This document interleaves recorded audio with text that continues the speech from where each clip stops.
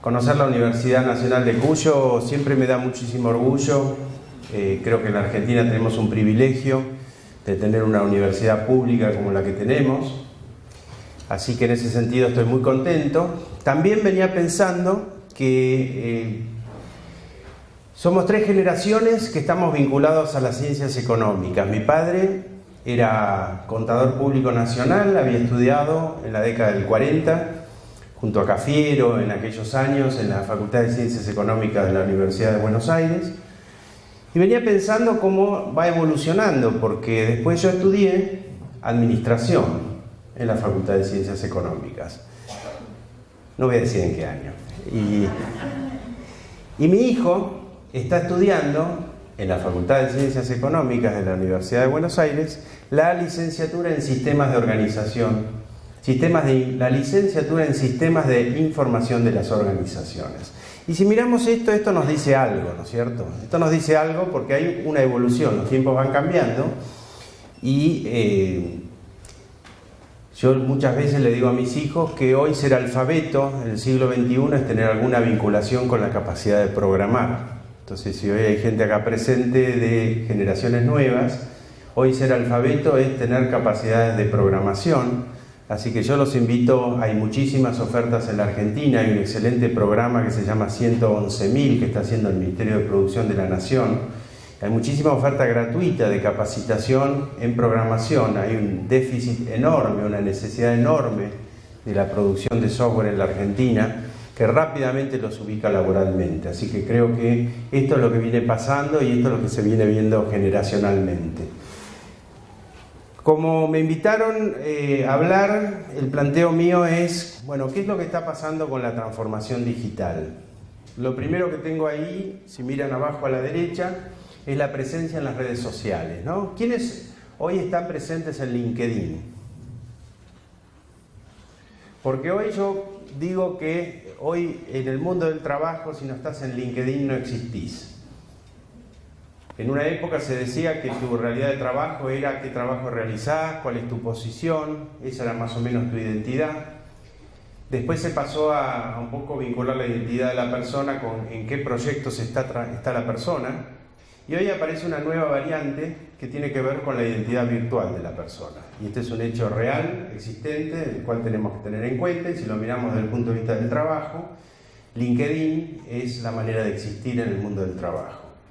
Es más que un currículum, es algo necesario, fundamental en el ámbito del trabajo. Más allá de que ahí, quien le guste Twitter, hechos fuertemente de novedades como la que tuvimos ayer en la ciudad de Esquel, empiezan a correr muy rápidamente a través de Twitter. Entonces la presencia en Twitter tiene algunas características en los momentos críticos de velocidad de circulación de la información.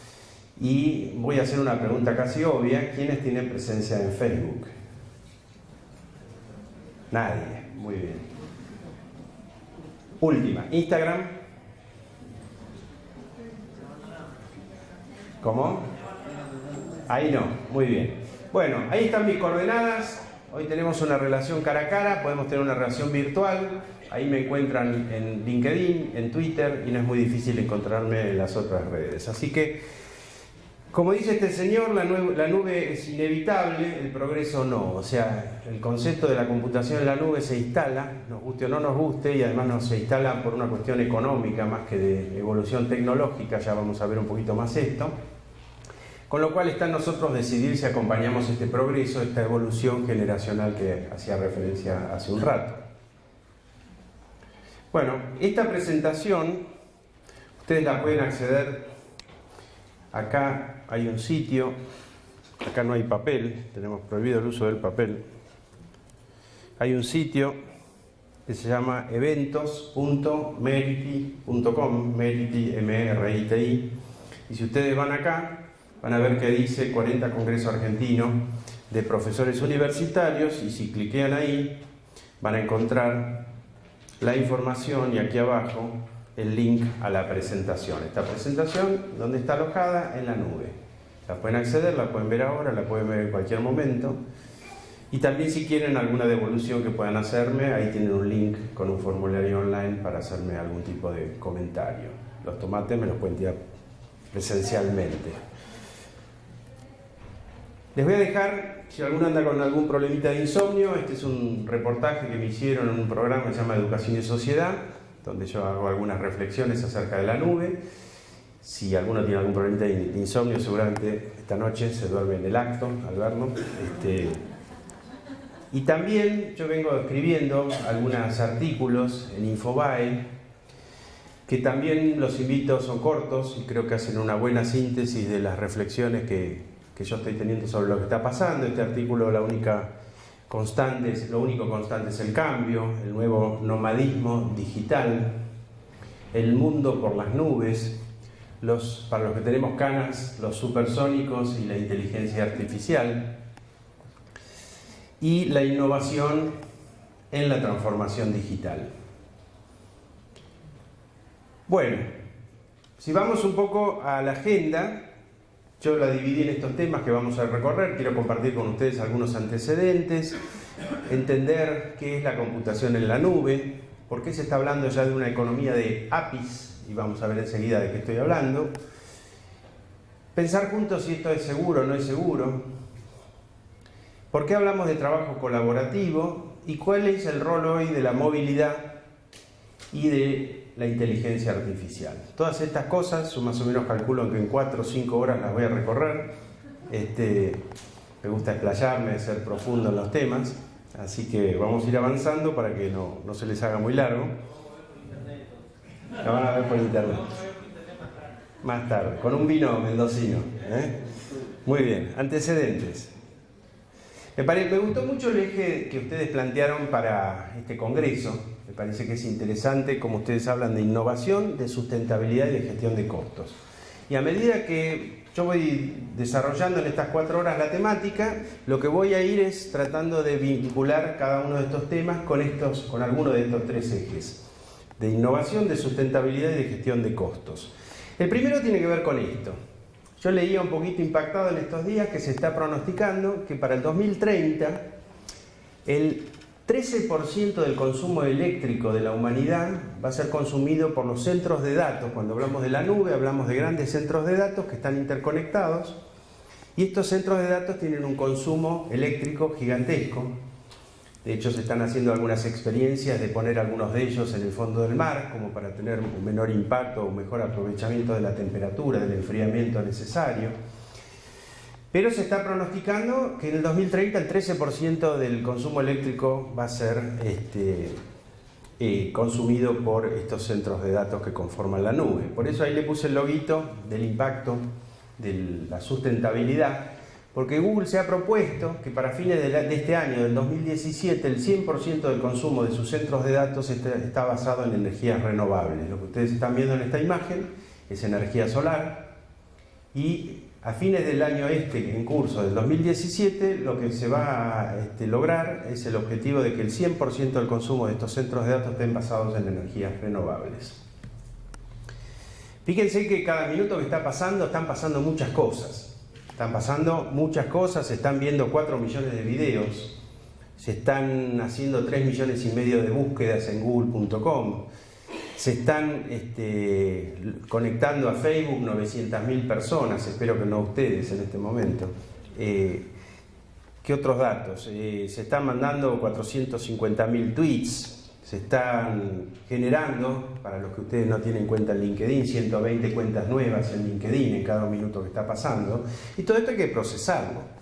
Todo esto realmente requiere una capacidad de procesamiento inusitada, difícil de interpretar, con lo cual me planteé, vamos a ver si me ayuda el audio, compartir en 1,5 minutos, recorrer lo que es un centro de datos de una de estas compañías en la nube. ¿Les parece bien?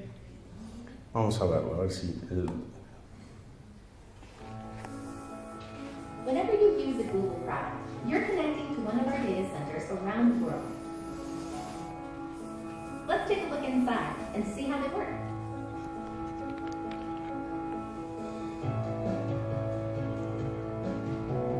Google employees work here, keeping the data center up and running 24 hours a day. The networking room is the first stop on our data center floor. The equipment here routes requests to the right servers in the next room. These computers also allow our data centers to communicate with one another globally. On the server floor, powerful computers handle everything from billions of searches to hosting YouTube videos and protecting your email against viruses. We've custom designed these servers to be compact and energy efficient. To ensure you have access to your data whenever you need it, we keep each piece of data stored on at least 2 servers. We store another copy of the most important data on digital tapes. When a hard drive breaks, we erase all of its content. Then, for extra security, we destroy it with our disk crusher. The machines in our data centers are always working. Cooling towers like these pipe in water to cool them down and keep them running. When the water heats up, we pump it back outside where it evaporates. Now that you've had a glimpse, walk inside yourself. Explore a Google Data Center with Street View.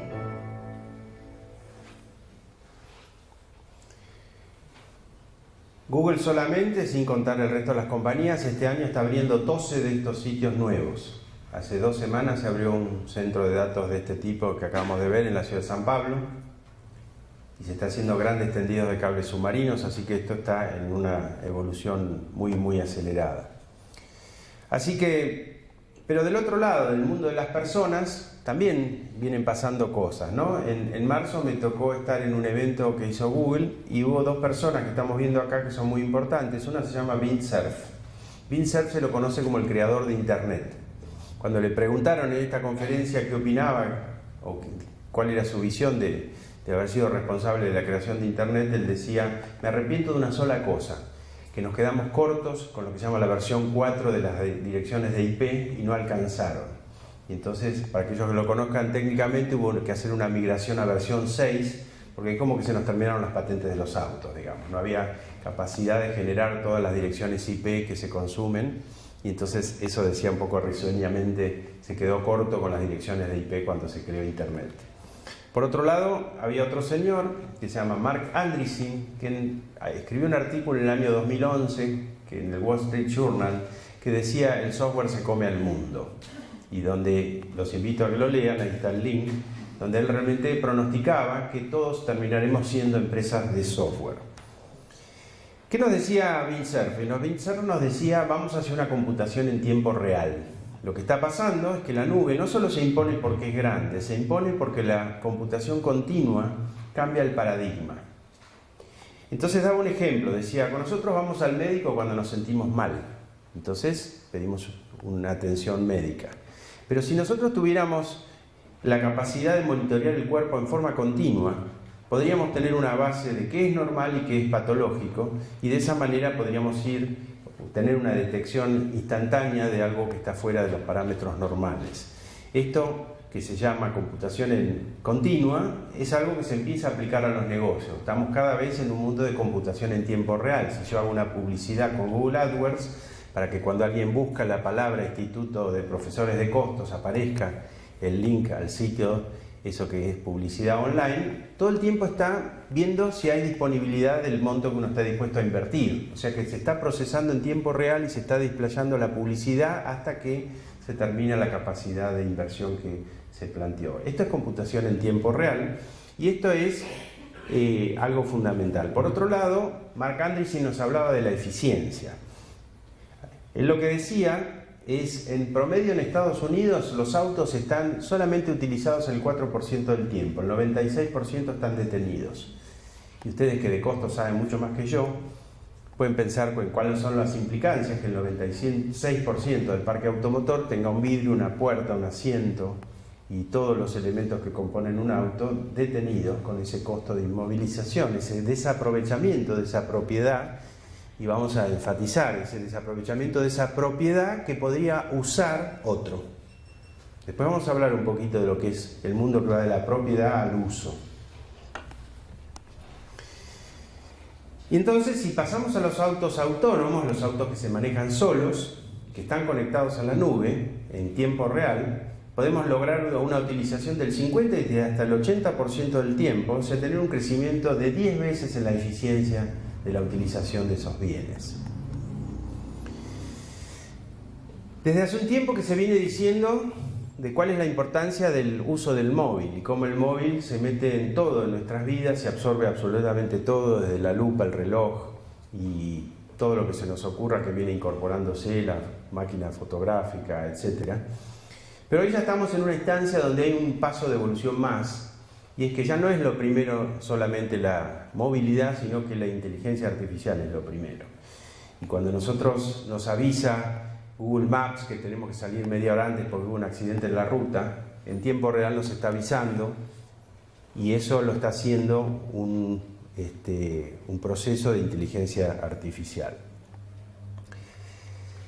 Lo que estoy viendo, y esto lo comentábamos hace un tiempo, es que hoy se habla de que vivimos en un mundo que se denomina VUCA en inglés o VICA en español. Imagínense que en la década del 30 había más de 75 fabricantes de automóviles, hoy hay menos de 20. Y ese mundo VICA, es decir, volátil, incierto, complejo, ambiguo, hiperconectado, o sea, tormenta perfecta, es el mundo en el que estamos viviendo. Y esto nos hace pensar que hay otras maneras hoy de enfrentar los desafíos y las problemáticas. Tenemos bastante tendencia nosotros como argentinos a sentarnos en un bar a arreglar el mundo durante una larga charla de café, y en realidad no tenemos la menor idea si lo que yo digo es lo que va a suceder o lo que dice el otro es lo que va a suceder. Porque este entorno tan turbulento lo que nos dice es que la única manera es probemos. La única manera de si algo va a traccionar, si algo va a funcionar, si algo va a andar, es que lo probemos. Y por eso yo digo que vivimos en un mundo POC, un mundo de pruebas de conceptos. Si nos parece que algo debería funcionar, la tecnología, la nube nos da facilidades muy económicas de poder probar conceptos. Ese es el cambio. Antiguamente, para poder probar algo había que hacer grandes inversiones, y hoy rápidamente yo puedo contratar durante una hora un servidor muy potente, por ejemplo la película Metegol, ¿se acuerdan de ese dibujito animado argentino? Conozco la productora de Campanella, y ellos durante una serie de días tomaron todo el procesamiento disponible de uno de estos centros de datos de la nube para poder hacer todo el renderizado de estos videos. Y esto es posible, probar si ese concepto iba a funcionar y esa película fue un éxito, porque esto se puede hacer hoy, es decir, cualquier organización puede acceder a probar y a utilizar recursos, dado que no los necesita más que usar y no invertirlos como inversión de capital. Estos son los cambios que quiero que ustedes vayan pensando. Así que por eso decimos, bueno, computación en la nube. ¿Qué es la computación en la nube? Y Gartner lo define muy bien. O sea, Gartner dice: este es un estilo de computación donde las capacidades de tecnología informática son escalables y elásticas. Si yo necesito mucha capacidad, la tengo, y si necesito poca, también la tengo.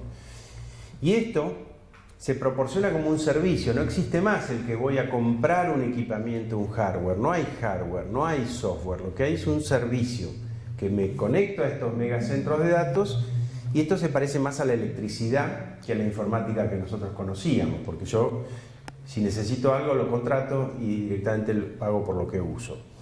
Y además, y acá ustedes van a entender mejor que yo, esto se proporciona a varios clientes. O sea que acá hay una cuestión de economía de escala, hay una cuestión que hace que todos podamos acceder a mejores ecuaciones de costos, por esto que es multicliente. Con lo cual, en resumen, y todo esto es posible porque este señor Vint Cerf se le ocurrió este asuntito de crear Internet, nada menos. Así que Internet hace posible la computación en la nube. Se dice que Internet es la tecnología y la nube es una técnica de combinación de recursos que nos permite disponer de estos procesos y de estos servicios. Con lo cual, en resumen, la nube tiene 5 atributos. Es un servicio, es escalable y elástico, es de uso compartido, y este es el factor fundamental por el cual se impone el uso compartido de los recursos, el aprovechamiento de los recursos. Pago por lo que uso, como a la compañía eléctrica, pago los minutos que estuve conectado, la cantidad de información que transmití, la cantidad de cuentas de correo que uso, y todo esto es posible porque existe Internet. Dada la audiencia que tenemos acá, dije, bueno, vamos a mirarlo desde este punto de vista. Si nosotros típicamente vinculamos la oferta y la demanda computacional, históricamente, ¿qué hacíamos? Nosotros proyectábamos cuál era la demanda esperada que íbamos a necesitar para procesar lo que teníamos que procesar. ¿Y qué hacíamos? Hacíamos una inversión de capital. Comprábamos equipamiento, y armamos una infraestructura para eso.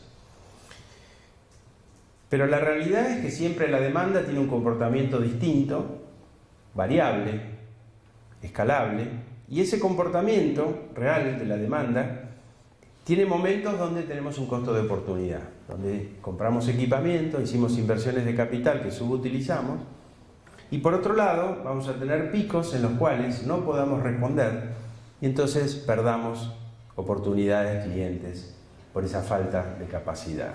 La belleza que tiene el mundo de la computación en la nube es que hay un acompañamiento absolutamente perfecto y automático, es decir, estos centros de datos automáticamente pueden expandir sus capacidades a medida que van viendo que la demanda crece o en sentido contrario también. Esta es una idea de por qué empezamos a pensar que los recursos informáticos ya son abundantes, son disponibles, ya la memoria no es un problema, la velocidad de procesamiento no es un problema, es simplemente una cuestión de contratar el servicio y no más.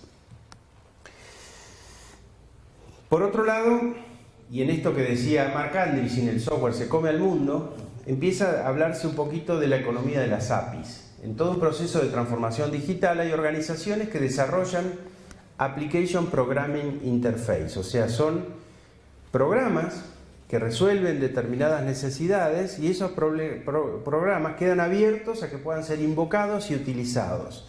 Hay una compañía que se llama Wix que hace sitios de internet y que dice: nosotros tenemos que procesar no terabytes, petabytes de imágenes de toda la gente en el mundo. Cada persona que tiene un pequeño comercio, una bombonería, hace un sitio en Wix y todo eso genera un volumen de petabytes de imágenes. ¿Cómo administro todo eso? Nosotros no sabíamos nada, decía la gente de Wix, de inteligencia artificial, pero sí pudimos acudir a utilizar las capacidades de reconocimiento de imágenes que tiene una compañía como Google. Y de esa manera pudimos empezar a ordenar nuestra información sabiendo y categorizando las imágenes sin ningún tipo de inconvenientes. Tomemos acá un ejemplo. Esta es una foto donde una API, o sea, una capacidad de procesar, de resolver la necesidad del reconocimiento de imágenes que tiene Google, que se llama Cloud Vision API, que se especializa en reconocer imágenes. Y yo podría hacer una solución que programe y que invoque cuando necesito reconocer una imagen para reconocer las caras y ver en este momento cuántas de las personas que están acá están contentas, están tristes, están preocupadas. Porque esta foto lo que muestra es todos los puntos que se están censando para tratar de sacar una conclusión de cómo yo estaba en ese momento que me sacaron esa foto. Y sacar alguna serie de indicadores que nos permita decir que la chica tiene el mejor indicador, es la más sonriente, si vamos de derecha a izquierda, la segunda persona está un poco más seria, tiene un indicador de expresión facial menor, y los otros están también un poco más sonrientes. Y entonces de esa manera poder sacar conclusiones de quiénes son estas personas, cuáles son sus nombres y cuáles son sus estados de ánimo. Y para eso no tengo que ser un especialista, tengo que poder desarrollar una solución que invoque y tome esta capacidad que me da el reconocimiento de imágenes. Lo mismo puedo decir en este mundo de APIs de lo que es el reconocimiento de voz. No sé si ustedes han estado viendo las capacidades que tiene el reconocimiento de voz. Yo, por ejemplo, les voy a hacer un pequeño ejemplito. Si yo tengo un documento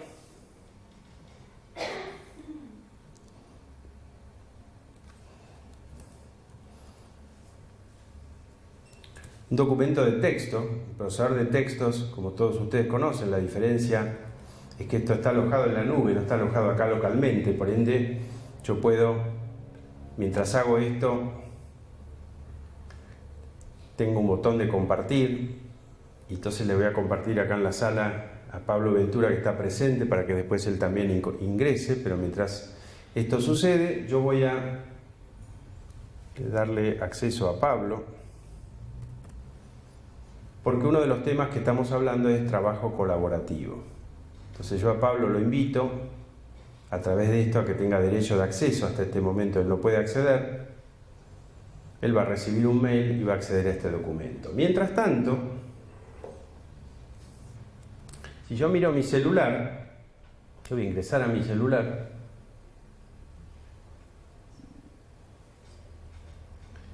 voy a ir a buscar los documentos que yo tengo. Un segundo. Voy a abrir este documento, reconocimiento de voz del Congreso, y entonces lo que yo voy a hacer, yo voy a tocar, no sé si se ve, hay un poquito de brillo ahí.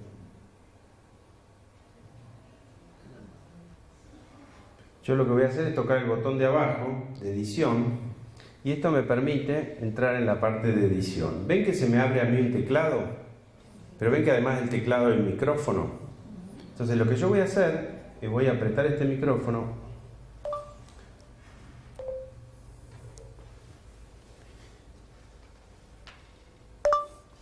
y voy a empezar a hablar como una manera de no tener que tipear, sino poder incorporar con esta posibilidad de reconocimiento de voz, donde a medida que yo voy hablando, interpreta y digamos, convierte a texto, vamos de nuevo, y convierte a texto lo que estamos hablando.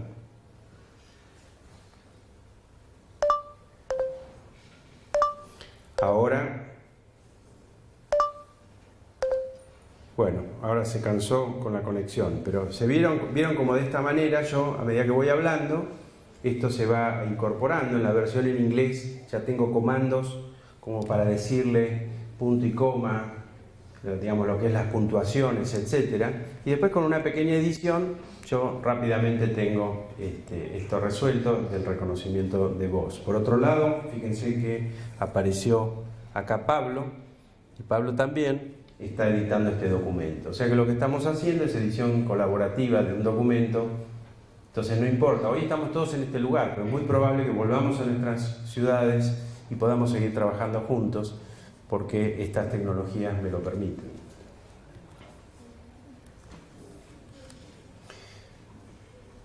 Ahora, a veces la pregunta es, yo siento que cuando tengo la información guardada en mi propia computadora, siento que estoy seguro. Ahora, cuando la pongo en uno de estos ámbitos, digo, ¿será seguro esto? ¿Qué decía la abuelita? ¿Seguro? ¿Se lo llevaron? Muy bien. Entonces, ¿esto es seguro? ¿Es más seguro? ¿Es menos seguro? ¿Qué piensan? ¿Esto es más seguro? ¿Menos seguro? ¿Qué piensan? Dijo Rayado. Igual dicen por acá. Más seguro dicen por acá. ¿Y alguno dice que es menos seguro? Sí, también dice que es menos seguro. Bueno, hay de todas las opiniones. Hay gente que piensa que es menos seguro, más seguro. La realidad objetiva es que si yo les pregunto a qué se dedican ustedes, seguramente ninguno de ustedes me va a decir que se dedica a administrar información. Me va a decir que su core de negocio, su actividad, su core profesional está vinculado a algo para lo cual necesita información, pero no es lo que ustedes hacen. Sin embargo, estos señores que están viendo en esta pantalla tienen millones de servidores y tienen cientos de personas pensando en la seguridad. Hace poco habrán escuchado hablar de que hubo un hackeo muy grande y ese hackeo, por ejemplo, dejó al 20% del sistema de salud de Inglaterra fuera de servicio. Entonces, estas cosas empiezan a tomar conciencia de que si yo me dedico a administrar información, como mínimo voy a tener una capacidad de cumplir las mejores prácticas de la industria y las mayores certificaciones. Estos centros de datos atraviesan las mayores certificaciones disponibles en términos de aseguramiento de la calidad y de los procesos, cosas que son auditadas por organizaciones de auditoría internacional como Deloitte, Ernst & Young, etc. Entonces, esto es lo que muestra, es un poco lo que se vio en el video, que dentro de las normas, la destrucción de información físicamente, entre otras cosas, es romper el disco fijo. No sé si vieron esa imagen del video. O sea, todas esas cosas tienen que ver con procesos que son de las mejores prácticas disponibles en la industria, que claramente son mejores a las que nosotros podemos proponer. Pero por otro lado, hay otro problema, y que toda cadena se rompe por el eslabón más débil de la cadena, y es el hecho de que como usuarios somos bastante poco responsables en el uso de los accesos a la información. ¿Ustedes saben cuál es la clave, la contraseña más utilizada en el mundo? 1, 2, 3, 4. 1, 2, 3, 4. No es muy difícil de lograr acceder a un sistema que tiene información muy crítica, tiene la gran fórmula del mejor vino Malbec de la ciudad, y eso está guardado con la clave 1, 2, 3, 4. Entonces hay lo que se llama segundos niveles de autenticación. Yo por ahí tengo mi llavecita, que la tengo junto con la llave de mi casa. Entonces, o los tokens, como cuando uno en el banco se va a conectar, además de usuario y password, te va a pedir que ingreses algún tipo de token, de dígitos, de 4 o 5 dígitos para poder ingresar. Esto es muy importante hacerlo en Facebook, en LinkedIn, en todos lados, porque si no, esto se hackea. Y sobre todo decirle a los chicos, porque después en Facebook han pasado cosas que no son muy santas y que tienen que ver con el hackeo de cuentas. Entonces hay que ser también seguro y responsable en el manejo de la información, y estas cosas son fácilmente implementables. Por eso, acá, recordando los ejes verán que puse el simbolito de innovación. Estas cuestiones son de la parte de innovación de lo que estamos pensando juntos. Así que, si vamos al siguiente punto, que tiene que ver con el trabajo colaborativo, del cual recién con Pablo tuvimos un anticipo. El trabajo colaborativo tiene que ver con algo que es fundamental, y es, claramente hoy en el mundo del trabajo no se puede hacer absolutamente nada solo. Y esto hay que tenerlo muy claro, y esto no era así por ahí hace años. Y como en un rato vamos a hablar de la hoja de cálculo, también tiene que ver con eso, con que todos son realidades pensadas en otros tiempos, donde los tiempos hacían que había trabajo individual. Hoy claramente el trabajo es solamente en equipo. Y entonces, en equipo, pero con las complejidades de que no estamos todos en el mismo lugar o en el mismo horario como para trabajar juntos. Y ahí es donde viene el rol del trabajo colaborativo, el rol de lo que se llama colaboración en línea, que es esto que recién hicimos. Yo le dicté algo al procesador de texto mientras Pablo también incorporaba, y eso podría haber sido un contrato, podría haber sido algo de uso laboral serio, que lo estuvimos haciendo en edición colaborativa. Porque claramente, y eso me pasó anoche en el aeroparque, nosotros estamos trabajando desde distintos lugares y tenemos que poder seguir trabajando.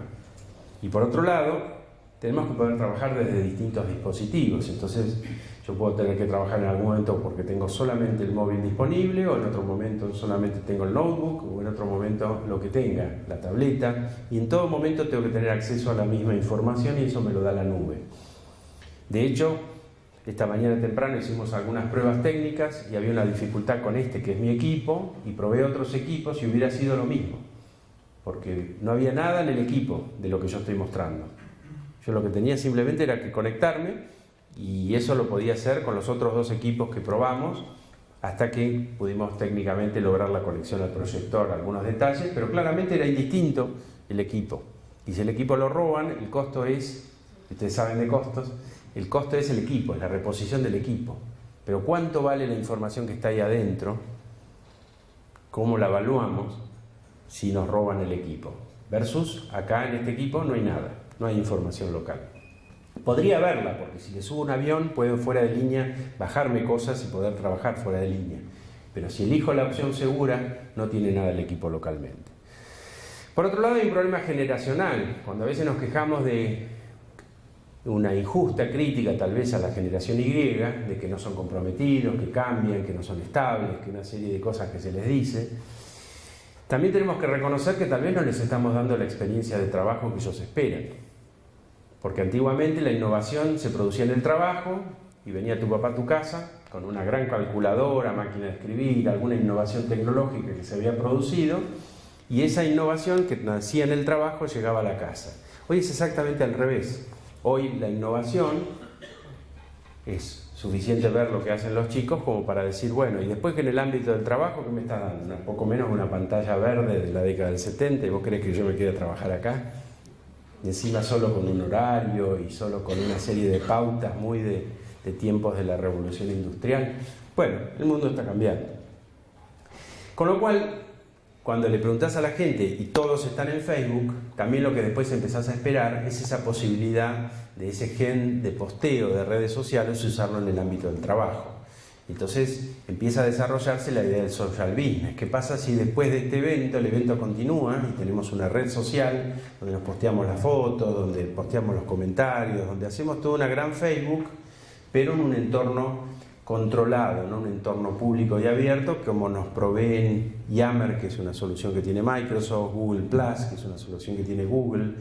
Le acaban de cambiar el nombre, se llamaba Facebook for Work, ahora se llama Workplace, la solución que ofrece Facebook para el ámbito del trabajo. Entonces esto se llama social business, empieza a querer trabajar muy productivamente, pero también aprovechando estas capacidades, y de esa manera los chicos pueden ser parte de esto, o nosotros parte de transmitirles experiencia. Así que esto es lo que hace un ratito estábamos viendo, es decir, hoy un procesador de textos no es un elemento para mí, para escribir un libro solo, sino también es un elemento para trabajar y compartir conocimientos. Y esto se puede hacer perfectamente desde distintos dispositivos. Estos son todas personas que están tipeando algo en el mismo momento y podría ser en otro momento, y generando algo colaborativo. Generando un documento colaborativo, un libro, un contrato, una propuesta comercial, un informe sobre las conclusiones del Congreso o lo que ustedes quieran, se puede hacer así, y esto genera, por eso dijimos, productividad. Y nos vamos acercando a la hoja de cálculo, porque la hoja de cálculo hoy sigue siendo la hoja de cálculo, pero cuando la hoja de cálculo no está guardada en tu disco local o en tu pendrive, hace poco hicimos una fogata de pendrives en un cliente que implementamos una solución en la nube, y pusimos sobre la mesa todos los pendrive que había, algunos eran casi una joya, era así dorado y una serie de cosas, y dijimos no lo vamos a necesitar más, porque es ineficiente, porque es poco seguro, porque el pendrive se pierde, porque el pendrive lo accede cualquiera. Hicimos una gran fogata de pendrive que yo los invito a hacer a ustedes un día de estos. Porque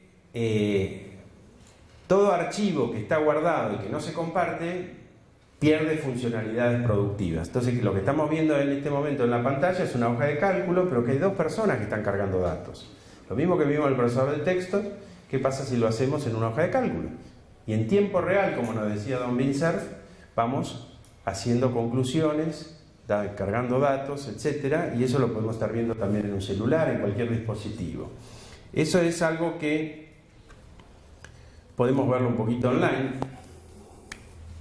Porque ¿cuál es la diferencia? Si yo tengo una hoja de cálculo, pero esta hoja de cálculo, como decimos, está guardada en la nube, por ejemplo, yo puedo empezar a interactuar con Pablo y decirle, Pablo, ¿me podés dar alguna explicación de este número? O sea que a nivel de cada celda yo puedo empezar a hacer comentarios, y eso lo que hace, dispara, en realidad fue al revés, fue Pablo, este ejemplo, que dispara un mail a mí, donde me pide explicaciones y empezamos a debatir sobre esta celda.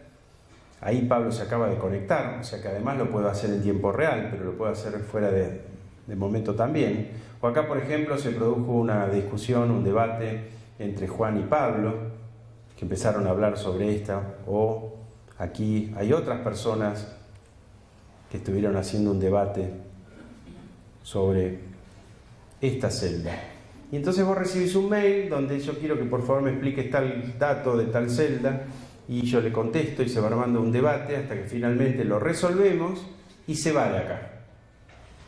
Y se fue. Pero si yo aprieto el botón este de comentarios, yo voy a poder acceder a toda la historia de todos los debates que tuve colaborativamente sobre esta hoja de cálculo a lo largo del tiempo, que quedan como respaldo, así como nos quedan todas las versionados que esta hoja de cálculo tiene. O sea, si yo abro el menú de archivo y voy al historial de versiones y veo el historial de versiones, también voy a poder ver cómo era esta hoja, por ejemplo, no sé, el 24 de febrero a las 13:41, donde Pablo debía tener una intervención, y así se veía ese documento en febrero. O sea que se va guardando permanentemente, cada cosa que vamos guardando va generando versiones, incluso se le puede dar nombres cuando esto se aplica a procesos de certificación, a cada una de las versiones que vamos generando. Si a mí me interesara, yo podría asignarle un nombre o podría volver a esta versión, si lo quisiera. Obviamente no es lo que queremos, entonces a este botón de restaurar esta versión no lo voy a apretar y voy a volver para atrás para volver a donde estábamos. La otra cosa que es importante es que como yo estoy online, con esta hoja, vamos a volver a la posición financiera. Yo, por ejemplo, acá, si ustedes miran la fórmula que tengo acá cargada, esa fórmula se llama import range. O sea que si yo le pongo el nombre, que es el código que tiene la otra hoja de cálculo, voy a poder consolidar lo que quiera en tiempo real, de gente con la que estoy trabajando y que me está generando costos en la China.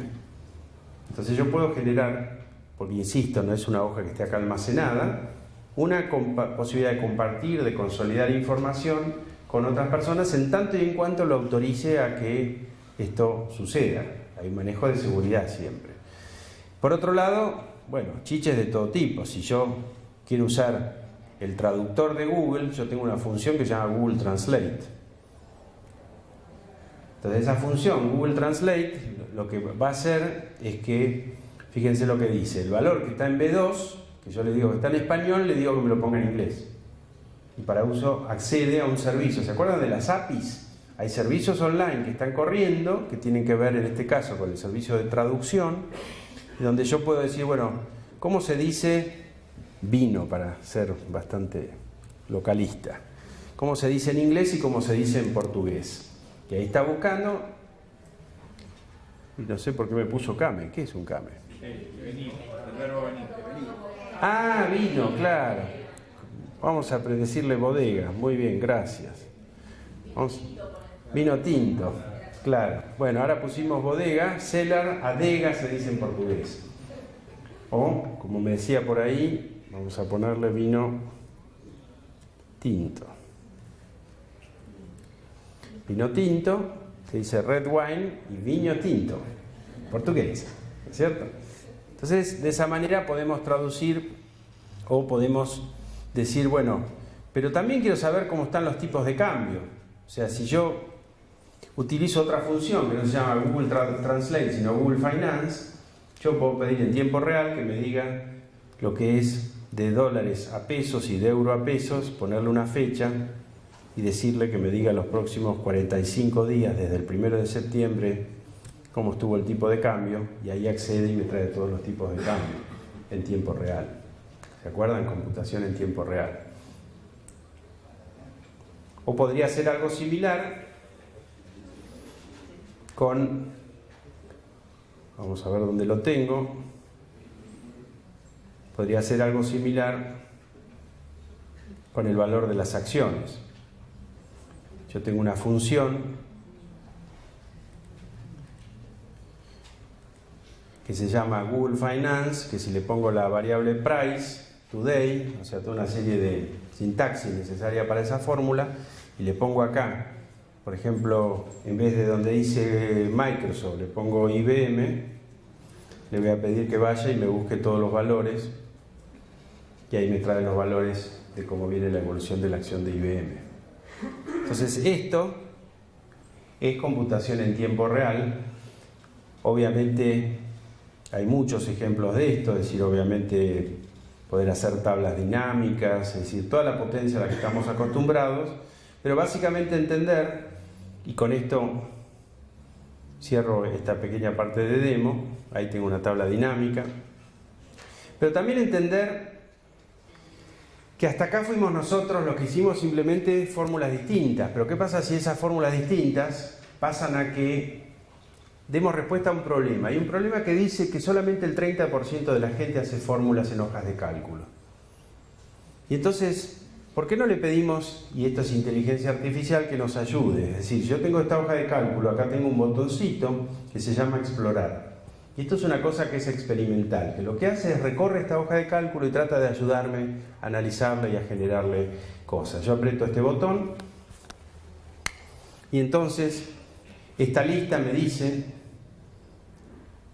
por ejemplo, que de los cantantes de Argentina son el 47,6%, música latina en el 19%, música internacional otro 19%, 14% de música clásica. Si este gráfico me dice algo, yo puedo simplemente tirarlo acá adentro, seguir buscando, si algo de lo que hizo me sirve para algo. Por ejemplo, me dijo que Adele tiene 29 años, estos datos obviamente no son reales, que Charly García no tiene 55, pero entre todos estos cantantes hay un promedio de 43,7 de promedio. Y así me sigue proponiendo distintos tipos de... Por ejemplo, a mí me interesa por el trabajo nuestro qué tipo de mail usan estos cantantes. Y acá me hace un gráfico, que yo lo voy a tomar porque a mí me resulta útil. Y vamos a ver si hay alguna otra cosa que me sirve. Por ejemplo, cuántos son hombres y cuántos son mujeres de los cantantes. Y rápidamente, si yo ordeno esto, termino sabiendo que el 38% de los cantantes usan Gmail o que el 42,9% son hombres. Y así esto está en una permanente evolución que me permite que esta hoja de cálculo fue rápidamente analizada y me hizo sacar unas primeras conclusiones si estos datos fueran un poco más útiles que los de este ejemplo, ¿no es cierto? Pero esto es inteligencia artificial que me ayuda y que hace que una persona rápidamente pueda tener un panorama.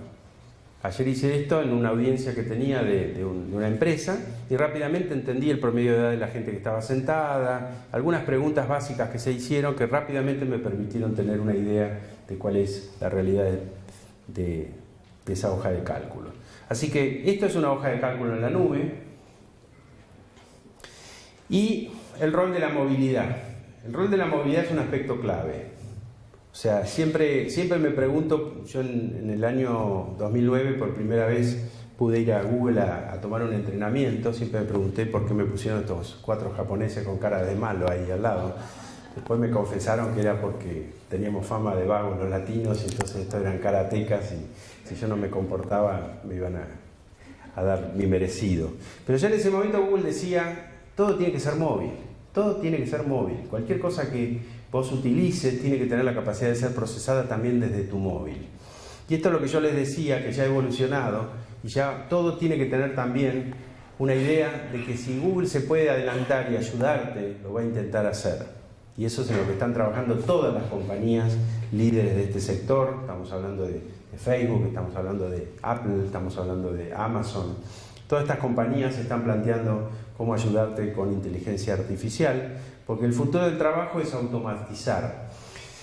Y obviamente las profesiones se pueden sentir amenazadas.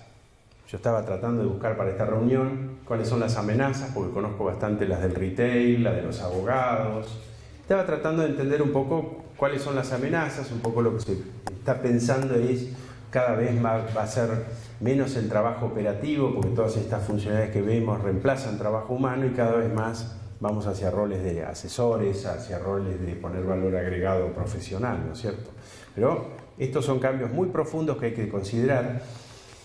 Y como para ir redondeando un poquito, algunas notas de color, textualmente de color, de todo lo que con inteligencia artificial ya hoy se está pudiendo hacer. Esta foto que ustedes están viendo, como ahora ya no usamos rollos, viste que sacás muchas fotos. Y cuando sacás muchas fotos, lo que te hace la inteligencia artificial en este caso es un efecto smile. Elige de todas las fotos la mejor sonrisa, y si vos mirás con atención los labios, no son todos los mismos labios de la misma foto, sino que lo que busca es que esa foto tenga la mejor sonrisa de cada foto que lo tuvo y te compone una mejor foto con las sonrisas de los 3.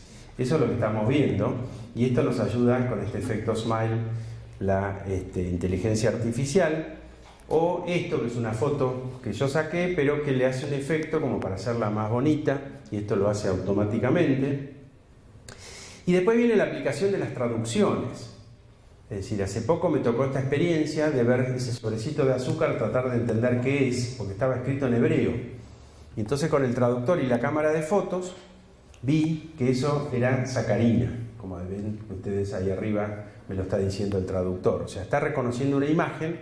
O en Tierra del Vino, si vos tomás un vino que fue producido en Israel y está escrito en letras que uno no entiende, ahí a la izquierda tenés una traducción de lo que dice esa etiqueta, que está pasado al inglés. Estas son cosas de la inteligencia artificial. Después hay otra que se llama efecto copia. O sea, si vos sos una persona que querés inspirarte en lo que es el desarrollo del poder, podés convocar a la inteligencia artificial a que te haga un efecto copia, y esto que ya se dio cuenta que es un chiste, no sucedió, pero podría, digamos, en la imaginación suceder. de que se produzca un efecto copia de este tipo. A mí me ha pasado, yo además de tomador de vino soy tomador de mate, de hecho me lo olvidé y lo extraño. Y en esa tomada de mate, tengo un mate en la oficina y hace poco me pasó una cosa bastante insólita, y es que un señor me copió. En este efecto copia, este señor se le planteó hacer lo mismo. Y dije, habrá sido la inteligencia artificial, ¿no? Pero bueno, se ve que le gustó porque volvió. Lo importante no es que venga, sino que vuelva, dice el eslogan de un centro que se llama Unicenter. Así que este señor volvió, estuvo en Córdoba hace pocos días, así que se ve que habrá vuelto, no se sabe si por el mate o por el fernet. Muy bien, el efecto copia acá nuevamente es fake, no es real. Así que, bueno, pero ¿qué pasa? ¿Qué pasa si yo quiero encontrar esta foto que no la encuentro? Algunos conocen la entrada de Pinamar, está ese cartel en la entrada de Pinamar, que si lo observan tiene incluso un problema eso, y es que el palo te está tapando. Ahora, ¿qué pasa si yo voy a buscar aquí, porque necesito acceder a esa foto, y pongo la palabra Pinamar? Y como me aparecen muchos archivos, voy a refinar la búsqueda, porque hoy todo pasa por saber buscar. Y digo, bueno, no, solamente quiero que me muestres las imágenes y fotos que tengan la palabra Pinamar. No hojas de cálculo, textos, etc. Entonces, me voy a pedir que me busque. Acá hay que concentrarse, porque como decía Toussaint, puede fallar. Y acá me apareció esta foto, que yo solamente puse la palabra Pinamar. ¿Está bien? Pero si nos vamos acercando al ámbito del trabajo y decimos, bueno, ¿pero esto para qué me sirve? Bueno, me sirve para algo, por ejemplo, si yo administrara patentes de autos, que yo ponga la patente de mi auto. Y entonces, acá, me apareciera esta foto, que si yo la agrando, a ver si la puedo agrandar. ¿Ven? A través de la patente encontré la foto del auto.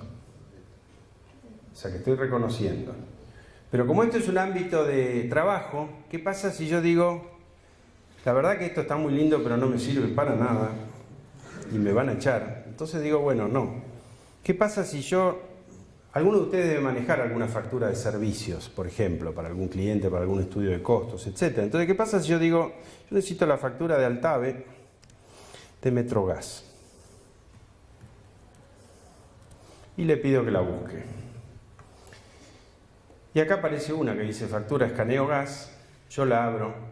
No sé si esto merece un aplauso, pero acá, como ustedes ven, dice Altave y dice Metrogas. Y esta factura, lo único que se le hizo fue, se la escaneó, se la guardó en un formato de PDF, se esperó un ratito, porque Google se demora, tarda mucho, tarda como 10 minutos en indexar todo eso, y a partir de ese momento puedo tener acceso a una imagen, pero al texto de esa imagen. Y entonces puedo, esta es una conferencia de transformación digital, ir avanzando en un proceso de transformación digital.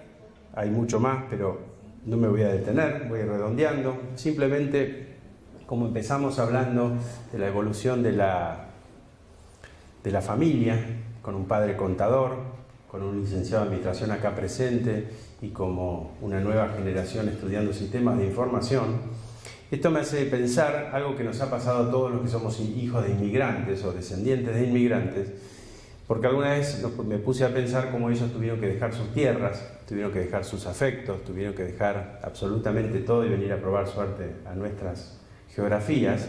Y hoy tenemos una gran oportunidad, y es que desde cualquier lugar que estemos, sea un pueblo chico, hace poco estuve en Esquel, sea una ciudad como Mendoza, hoy mediante esto que estamos viendo, que son los tendidos de cables submarinos, tenemos la posibilidad de llevar nuestro conocimiento a cualquier confín, a cualquier mercado, sin ningún límite que no sea el límite de nuestra imaginación, manteniendo nuestra presencia, nuestro lugar, nuestros afectos, nuestras realidades. Eso es lo que estamos viviendo, eso puede ser visto por muchos en algo tan vertiginoso como una gran amenaza, pero yo quiero mostrarles que esto es una gran oportunidad. Así que, como decía este señor, que se llamaba Darwin, no va a sobrevivir el más fuerte, ni tampoco el más inteligente. El que va a sobrevivir es el que mejor se adapte a los cambios. Y como si esto fuera poco, don Winston Churchill decía, mejorar es cambiar. Pero para ser perfecto hay que cambiar frecuentemente. Así que nuevamente muchas gracias por la invitación, ha sido un gusto.